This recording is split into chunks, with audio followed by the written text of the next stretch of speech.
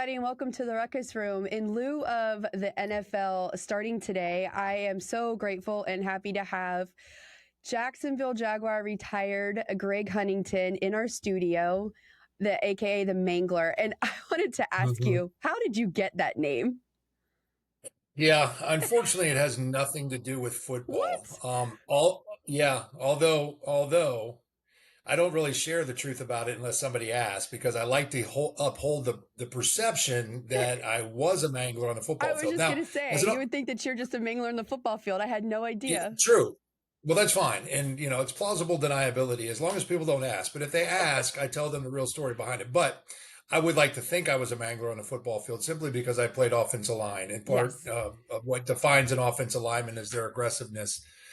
But as you may know, I was one of the original 10 players signed by the Jaguars. Each team, Carolina and Jacksonville, could sign 10 street free agents. And I had been, drafted by the Redskins. Made the team my rookie year as a fifth round draft choice, which looking back, I think is impressive. Got injured. I want to ask you real quick about that. What, Yeah. in that moment when you got drafted, what was that like? I mean, it's somewhat surreal. And I do want to make sure I get back to your original Yes. question about the nickname or the nickname. But yeah, unfortunately, I started 3 years at Penn State, and I have a reason why I'm giving you the backstory as to my draft status. I started 3 years on the offensive line, first at guard. Then they moved me to center, which I loved center position. And then crazy enough, they moved me to tackle my senior year. So typically centers don't go to tackle. But Joe Paterno understood that I had really good feet and we had given up more sacks the year before. And he's like, let's put Huntington out there as a tackle to reduce the amount of sacks, which great, fine. Joe's going to do what was best for Penn State football, not what was best for Greg Huntington and his draft status. I say all that to say this. I was drafted by the Redskins, fifth round, 128th pick overall, but I was actually drafted as an interior lineman as a center, and I was the third center taken in the draft. Steve, there was a lineman taken from Michigan in the first round. There was a lineman out of West Virginia was taken in the third round, and then I was a center that was taken in the fifth round. So had I played center for 2 years at Penn State, I probably would have been a higher draft choice. So fast forward to draft day. I forget at that time, I think they may have gone through the first 3 rounds on day one, which, my parents had come up. I was at Penn State and they came up and, we had a draft party, Yeah. And watched my teammates get drafted. Guys got drafted ahead of me. And then it rolled into the next day, and then we're just hanging around in the little family room in my apartment. And then eventually, I got a call from at the time Richie Pettibone, who took over for Joe Gibbs, and he was the head coach, and welcomed me to the Washington Redskins. Which we can get into that after we discuss my nickname, the Mangler. But anyways, I purposed to sign with either Jacksonville or Carolina because I wanted to start a business because I understood that I couldn't play football forever. And so a college roommate of mine, Mike Rolowitz, we said, let's start a temporary staffing agency. And so I said, let's go to Jacksonville. So I purposed to sign with Jacksonville, even though, believe it or not, in 94, I had an opportunity to sign with Minnesota and Green Bay. So people are probably shaking their head going, wait a minute, what? you had an opportunity? Yeah. I mean, they flew me in, worked me out, wanted to sign me that day. And I was determined to go to Jacksonville. So, you don't think about this when you're 25 years old. Right. That, okay, you're forfeiting a year of pension. You're forfeiting, $50,000 in salary at that point in time and maybe playoff money. Held myself out of the league in 94. But my point is I signed with the Jaguars as one of the original 10. Because each of those new franchises could, like I said, sign 10 street free agents. And then they had the expansion draft where they drafted guys off of the other NFL teams. And then the rookie draft, which included Tony Baselli. And that made up our team in 95. So my point is I was the first guy to actually move into Jacksonville because I wanted to start that business, which we did. Well, if you remember the Lex and Terry show, Yep. right? They're radio, hosts. And I started to call into their show because they were kind of the most popular talk radio in the morning. And of course, everybody's so excited that, they got a new team. Now you got an actual player that's calling into studio. Well, they said, hey, why don't you come into studio? So I started to come into the studio, and one day, and I'm getting to the nickname, one day they were giving away movie tickets. Sometimes Yep. they give away movie tickets, for the fifth caller, get movie. Well, it was to the movie The Mangler, and that was based on the Stephen Yeah. King's horror novel, The Mangler, which I think was some demon possessed machine. But I took their radio engineer Howie, and I picked them up, and you see these ceiling tiles above my office, just like these. I picked them up and I stuck his head through the ceiling tiles, and they looked at me and they go, "You kind of look like a mangler." And so Lex and Terry nicknamed me the Mangler. And because everybody listened, it stuck to this day. Tony Baselli, Mark Brunell, Schmengi, all the guys that I played with still refer to me as the Mangler. My locker plate down at the stadium, when, I wore two numbers, and I told you that. I Yes. wore 78 my first year and then 66 my second and third year. My locker plate at the stadium was Mangler 66. All because of that. So I know that was long-winded to say where I got the nickname, but that's where the Mangler came I would from. never have thought that Lex and Terry would have been the ones to name it because, I mean, Yeah. given your position, you would have thought that you just mangled people on the field. Yeah, well, I did that too. Well, I'm going to go back to you playing at Penn State. How was it Yeah. for playing for the legendary Joe Paterno? Yeah, I mean, I tell people that I had two dreams growing up in life. I wanted to play football at Penn State for Joe Paterno, and I wanted to play for the Pittsburgh Steelers. Why? My dad went to Penn State. His father, my grandfather, went to Penn State. I was raised on Penn State football, and I was born in New Jersey, although my dad took a job in Birmingham, Alabama in 1976 when I was in first grade. Which, if you grow up in Alabama, you're either pulling for Alabama or Auburn, or you got problems. But I pulled for Penn State. And Penn State actually was playing. Penn State played against Alabama in the 1978 Sugar Bowl. It was a great goal line stand where Penn State lost. And then they started playing Alabama on the regular season, which made it difficult for me because Alabama I think they played 12 years straight, and Alabama won 8 of those. So we didn't fare so well. But anyways, yeah, it was always my dream to play at Penn State, play for Coach Paterno, and yeah, obviously because of the success that he had. They played for three titles in the 80s. They won one in 83, they played for one in 85 and lost to Oklahoma, and then they won one in 1986 against the Hurricanes. So, you went to Penn State to play for Paterno, but you also went there to win a national championship. And just a word about Paterno, and we can go into other things in regards to him. And but Joe had what he called the grand experiment, and it was three things that he wanted to develop in his players, and he only recruited certain people. He said, first, you're going to be a good citizen in society first. Then you're going to be a good student. Okay, we had one of the highest graduation rates when Joe was coach. We graduated 90% of our players. Contrast that to the SEC, it's like 24%. Wow. So school was an emphasis. And then third, you're going to be a good football player. But I can tell you, if you weren't doing 1 and 2, he wouldn't play you. There were guys that were talented that weren't doing 1 and 2. They didn't play. So he's got a whole legacy of people like myself and others that, because what was important to him to develop in his players, it serves us well to this day in what we do for a living. That makes sense. Yeah. So how was the transition from Penn State to the Redskins? And I believe you said you were starting as center when you got drafted. Well, so I started 3 years at Penn State, first at guard, then at center, and then they moved me to tackle my senior year. But I was not drafted as a tackle. I was drafted as an interior lineman because I wasn't the size to be a tackle in the NFL. I made it work at Penn State. You can make a lot of things work in college. Yeah. That doesn't work in the pros. I'm just about 6'4". I was like 275 pounds. I mean, my combine weight was 278 pounds as a lineman. So that's not big, and in today's standards. Yeah.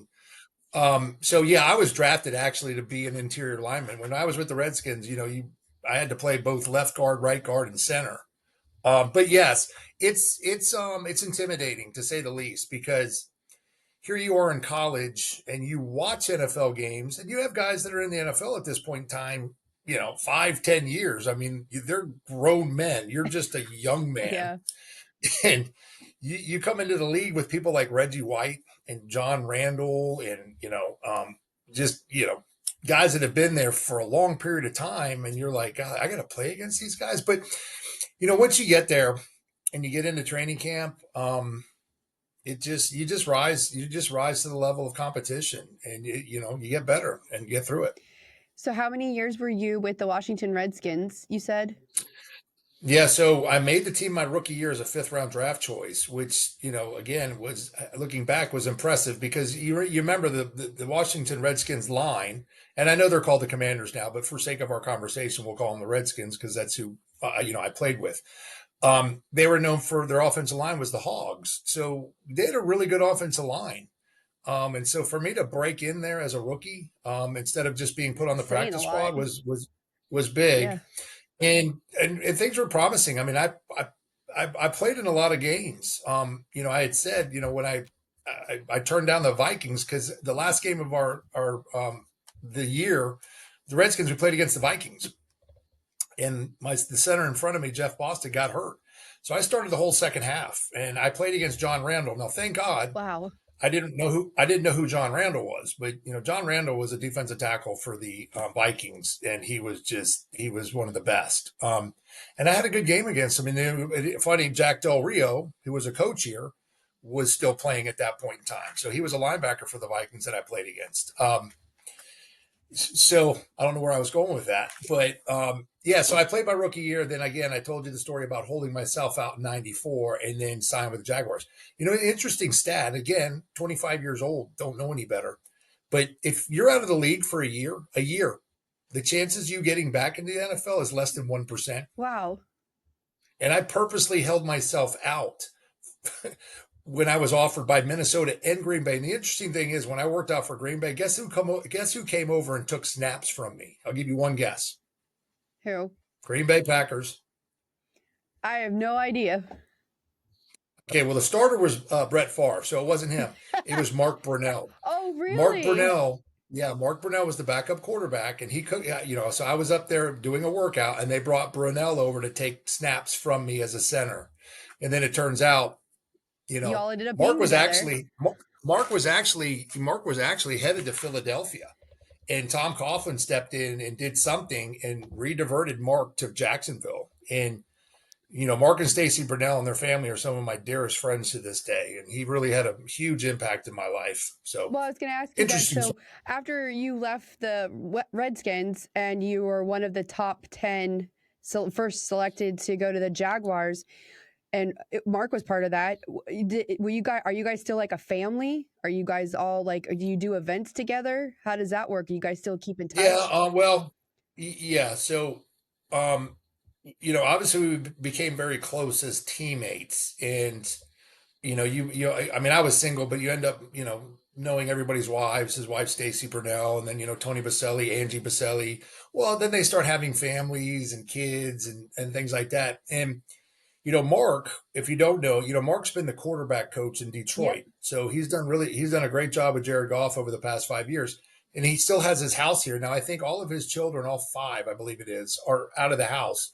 But Stacy remains in Jacksonville, and I think she coaches track at Episcopal. Oh, wow. So, and Mark, it's crazy, but, Mark's job requires him to be in Detroit 11 months out of the year. So she commutes, and to go, sees him for a period of time, vice versa. But so I do stay in touch with him. I do when Mark's back, and because typically everybody has July off, right? Mm-hmm. Before you start training camp. And so Mark will be home for about a month, and we'll always get together and have breakfast and catch up. And so, you stay as close as you possibly can. How is it like to be part of that top or that first 10 at a brand new franchise? Like, were you nervous at all? No, but again, it was called the original 10 because they gave those expansion teams. It's interesting what they allowed those expansion teams to do. They've never done it again, because if both Carolina and Jacksonville were both in the championship games. We played in the AFC championship game in year 2. And Carolina played in the NFC championship game in year 2 of being a franchise. So the NFL is like, okay, wait a minute. Maybe we did too much for them. But my point in all that is the first players that those teams could sign were street free agents, right? Nobody special. If you're a street free agent, you're nobody special. I was nobody special because I held myself out of the league for a year, right? Nobody had my rights. So, then, like I said, then they had the expansion draft. So you drafted guys off of other teams, and then you had the rookie draft. So you had all three make up your first team. So, the likelihood of me being that street free agent in an original 10 player, there wasn't a high probability you made the team. But my story was a little unique. And there was three of us that actually made it. Ernie Logan, who was a defensive tackle, Randy Jordan, who actually, he was a running back out of North Carolina. He actually scored the first rushing touchdown in Jaguar history. And then me as an offensive lineman. Well, and you guys had an actual successful, I believe it was the second season, y'all made it to the playoffs, correct? Correct. We made it all the way to the AFC you know, Championship game. That early success. Yeah, and that's my point. Yeah. The league has since adjusted what they do for, new franchises. Like, eventually Cleveland got a new team and the Texans came online, and they did things differently with them as compared to what they did with us, because they were like, wait a minute, we probably overdid it with them because there's no way they should have had that much success that early on. Exactly. But, So do you remember one thing vividly, or one play, one event that you liked the most out of those 3 years you were with them that stick out for you? Most memorable? Yeah, believe it or not, it's probably the very first game that we ever played, and that was the Hall of Fame game, where we played against the Panthers. So, the backstory on that is, Tom, typically at that point in time, preseason was 4 games. But if you played in the Hall of Fame game, it was 5, right? Because that's the first preseason game. Well, Tom Coughlin, first-year head coach, took us to Stevens Point, Wisconsin for training camp because, it was going to be cooler. And we were in training camp 2 weeks before that game even happened. So we were in training camp for 7 weeks, which is crazy to think. And we were supposed to be in Wisconsin because it was supposed to be cooler, but unfortunately a heat wave went through there. And it may have been hotter in Wisconsin than it was actually hotter than in Florida. But anyways, by the time we got to that first game, everybody was chomping at the bit to go against somebody other than your own teammates, because that gets old after a while. Yeah. And that was a good game. And if you remember, Steve Berline was actually our starter. Okay. And then Dave Wydell was the starting center. I was a backup lineman. So I was a backup. Well, who was my quarterback? It was Mark Brunell. And nobody knew anything really about Mark. But, the first team would go in and they would struggle. And then they would send a second team in there. And Mark was kind of like Steve Young, had the ability to run, throw the ball, but also use his legs. And we actually we had more success as a second team, I think, in those preseason games than the first team did because of how good Mark Brunell was. And, Right. Obviously, eventually he became a starting quarterback. Yeah. So after you left football, you had a career shift. And I wanted to talk about that because how do you go from that to talking trash? Yeah, well, there was a stop in between. And you had mentioned Mark Brunell. Yes. And so I actually went into full-time ministry after the NFL. Really? Yeah, and I'll tell you about that. So Mark Brunell, when he came to our team, he was a part of an athletic ministry called Champions for Christ, similar to Fellowship of Christian Athletes or Athletes in Action. Both have a focus on reaching athletes. And so a lot of us were reached by Mark in that ministry while we were playing. Tony Baselli, Schmengi, Todd Fordham, Brian Schwartz, a whole bunch of us became affiliated with Champions for Christ. And when I retired, I basically went full-time on staff with them, and they were headquartered in Austin, Texas. And so I was actually, my wife and I, we were in full-time ministry up till about 2007, 2008, and I was over in Tallahassee. I won't go through my whole journey in ministry, but I always had a desire to get back over to Jacksonville.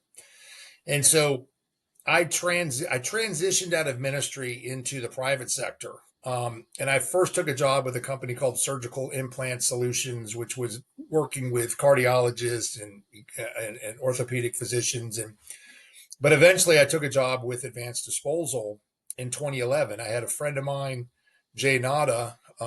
He goes, if you ever need a lifeline, and at that point in time, I needed a job because things weren't working with the other company. It was not a great business model, but I was like, I need a job. So, but I will tell you, yes, it's a difficult transition because, I played football from 93 to 2000, and then I'm in ministry from 2000 to 2008. Okay. So football and ministry are very different than corporate America. Right. So yes, and I mean it's funny. I didn't know what people did for a living.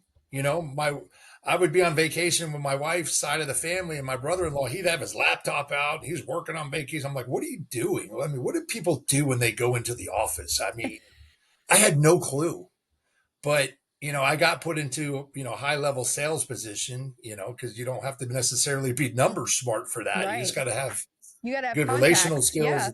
Yeah. So, that was 2011, and fast forward, so I was with Advanced Disposal, all those years up till 2020. And then we were acquired by Waste Management WM now it's 2025. So I don't know how many years that's been. I've been in the industry, and not to do this, but I look back and I go, golly, I've come a long way from where I started in terms of my industry knowledge. I love my job. I tell my boss, I wake up every morning and pinch myself and go, they're paying me to do this job. Even though I feel like I'm worth every penny, I am, but that's how much I enjoy doing it. It's funny because I grew up in the garbage industry too. So it's like if Yeah. you either love it or you hate it. And most of the Mm-hmm. people that get in and stay over a year, they absolutely love the trash Right. industry, and it becomes its own family, which Yep. people don't really understand. But it's also job security because there's always trash. So and it kind of makes the world go round. It's one of the top. Yeah, it's absolutely recession proof. Like my parents owned a funeral home and cemetery. I go, that's recession proof because Yeah, people are always dying. yeah, There's always going to be trash. There's always going to be recycling. And what I've to your point, what I've realized in this industry is people don't leave. They just go to different right. companies. So I've known people that have worked for 2 or 3 different companies within the waste industry. Yep. So, um, yeah, And it's very unique. someone's always buying somebody else out too, which is the other I thing. Like know. there's always Yeah, the big dog buying the littler companies out. So, you know. correct. So, I wanted to ask you, I know you're a father and you have Yep, all girls, correct? correct. What do they think of having a dad that was in the NFL?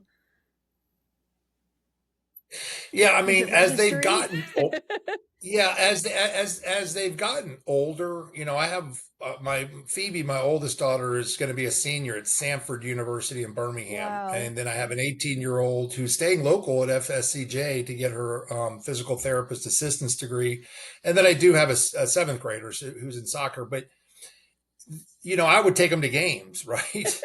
And I would have access to get them on the field. Well, they just don't fully grasp what it means to the uniqueness of being an NFL player, because if you look at the statistics, I mean, it's a very small percentage of people that actually make it to that elite level. And so as they've gotten older, I think they appreciate more, you know, my college career and my NFL career. And it really, I mean, it's really served me well. The platform of my college career and the platform of my NFL career, typically 9 out of 10 people are interested in hearing about it. It's It's fascinating. far and few between. It's far and few between when I come across someone who's like, I'm not really interested in athletics, and then I got to find something.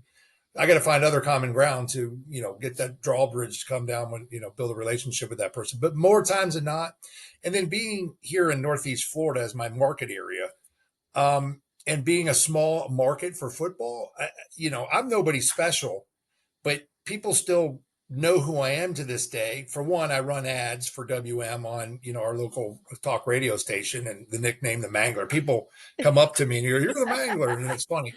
But it's neat because people know me. I mean, I'll get introduced at like city council meetings or county commissioners. They're like, "We're now going to hear from the Mangler," and I'm like, so. Anyways, it's been good to me. It really has. What is it like having girls and not one boy?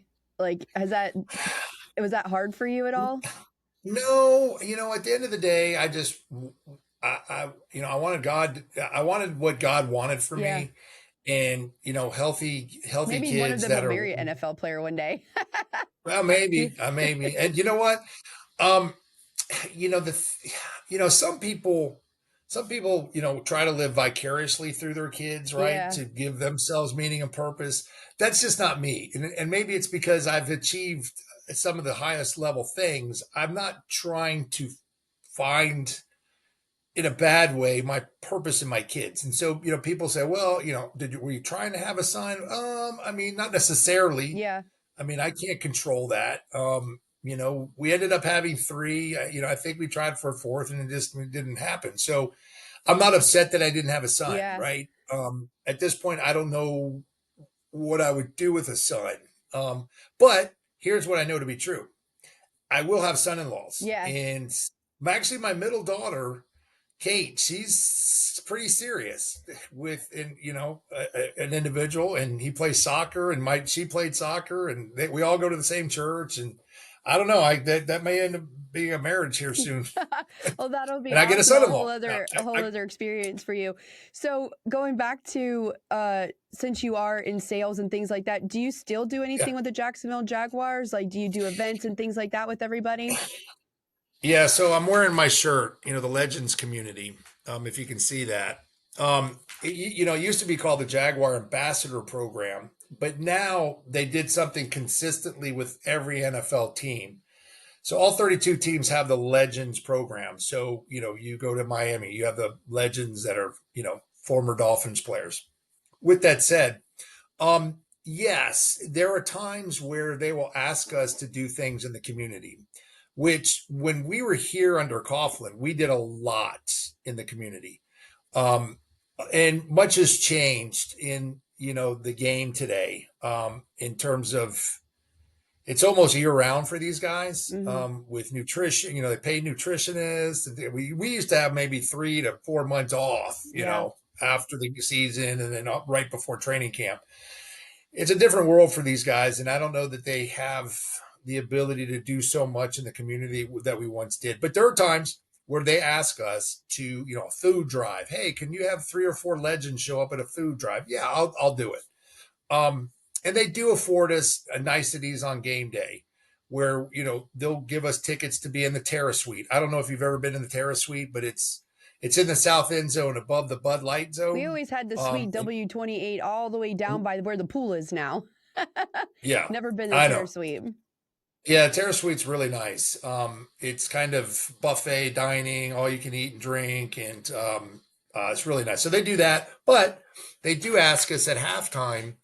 They'll pick out 3 or 4 suites, and we'll go to those suites, and we'll thank them for being suite holders. Yeah. When I was with Advanced, I mean, we had a suite, Yep. and those suites aren't cheap. Nope. I mean, you got to rent it first, you got to buy the rights to it, then you got to buy the tickets for each game, Mm-hmm. and then you got to buy the food. So honestly, it was probably about 220 grand all in for to have that Yep. suite.